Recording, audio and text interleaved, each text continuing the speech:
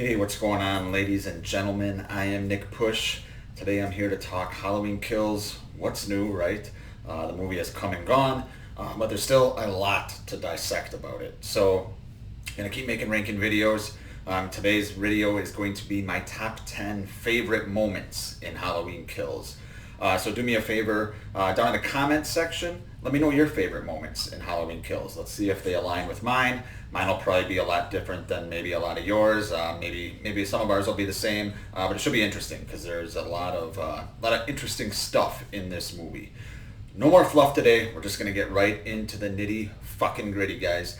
So starting right off at number 10 is gonna be Tommy's speech at the beginning of the movie. So as you know, Lonnie introduces Tommy on stage at the bar slash comedy club, whatever the fuck it is, talent show, I think.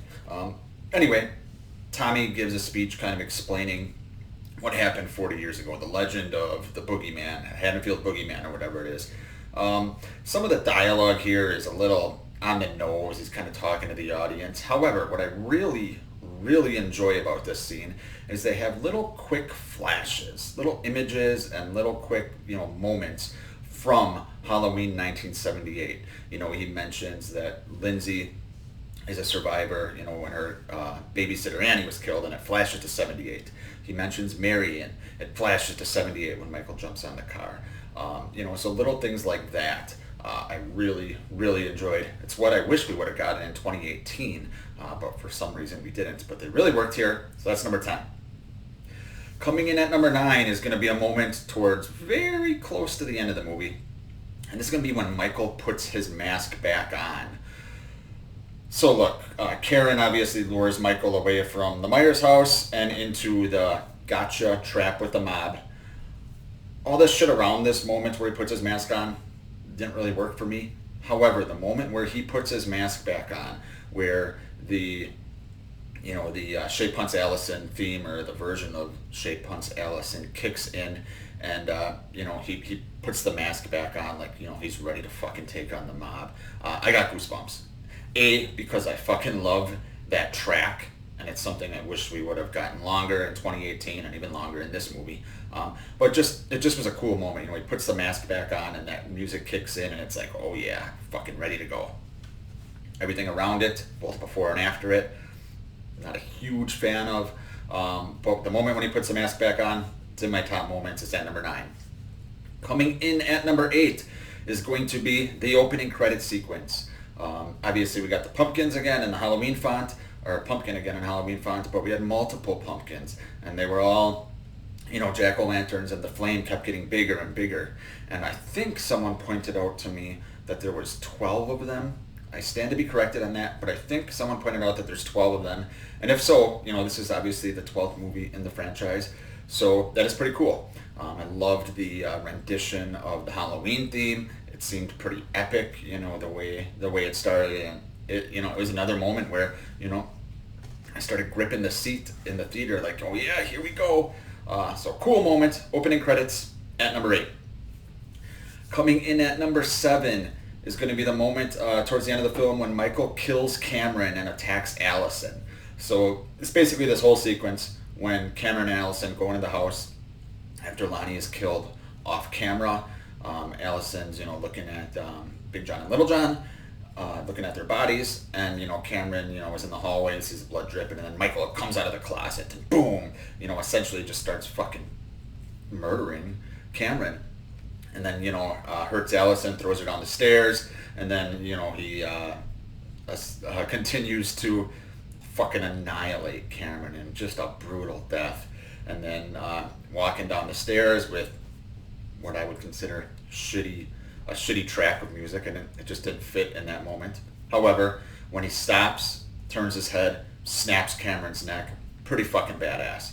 I like that whole sequence, minus the little bit of score that we got there that I thought was a little bit out of place.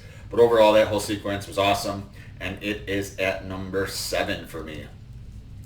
Coming in at number 6 is kind of a subdued moment.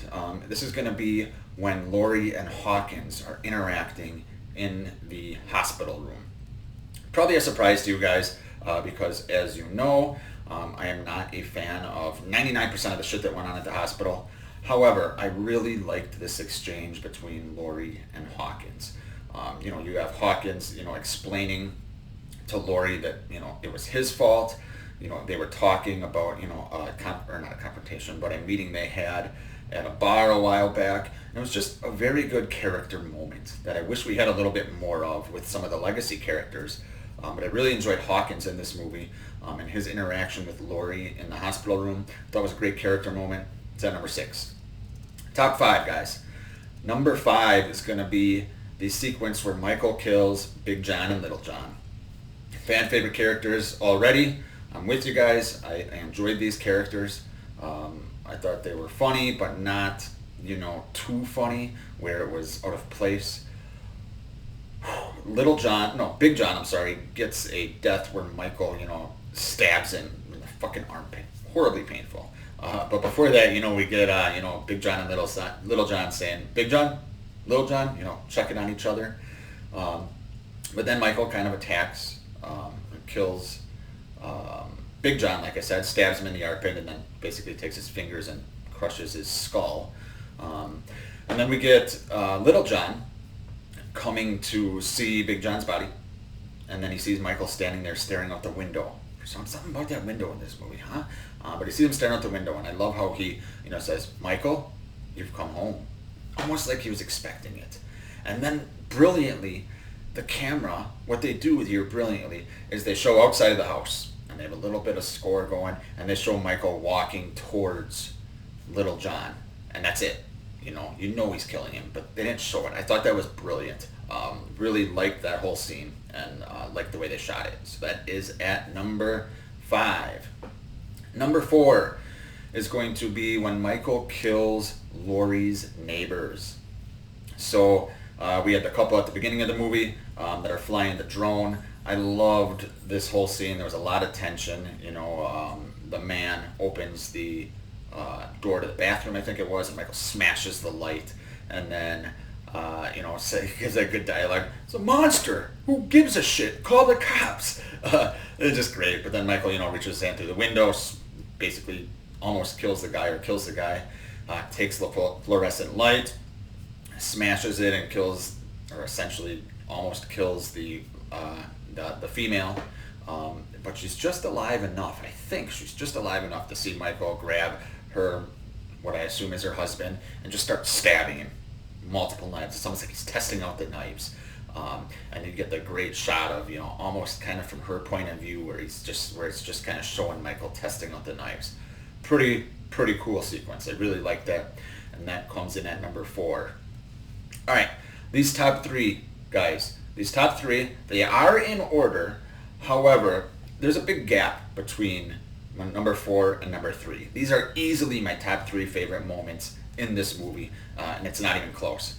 And coming in at number 3 is going to be Michael's escape from the burning Strode house. This is everything we thought it was going to be. I've gone on record, guys, before. I've said it in probably almost every video about this sequence that personally I wish they wouldn't have showed it. However, being a realist, I understand that it was marketing gold, money-making moment for this movie.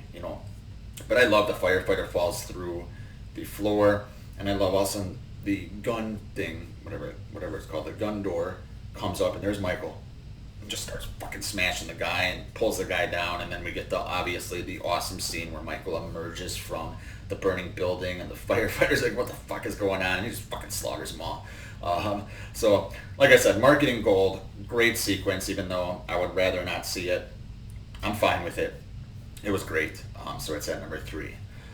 Coming in at number 2 is going to be the Lindsay Wallace chase sequence. So after Michael, disposes of everyone else in the car, you have Lindsay take the bag of bricks and hit Michael, and then Michael's killing her, and she starts, ripping off his mask, so he has to throw her down. And then we get this awesome sequence where she is running through the dark woods, and Michael's just slowly walking after her. And the score is very low here, very low. And then you got Lindsay hiding behind a tree, and you just hear Michael breathing as he looks for her.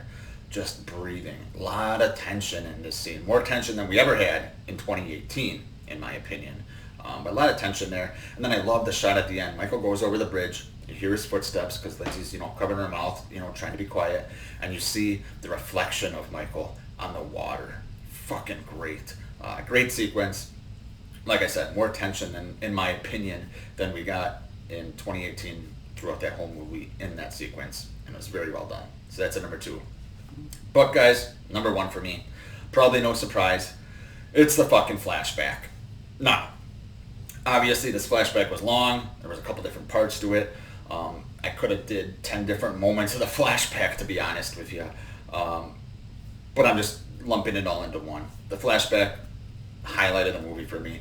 It felt like 1978. It felt like the same movie in a manner of speaking, which is more than I ever thought they could have done. I had my concerns about the flashback. You guys know this. I made videos, some would say crying about certain things. But I really thought it was well fucking done. I could go on for days about the flashback here, guys, and I probably will at some point. But everything from the look of Loomis being great, the details of the Myers house, Michael at the beginning, right when they show him kind of walking through that alley and Hawkins shooting at him.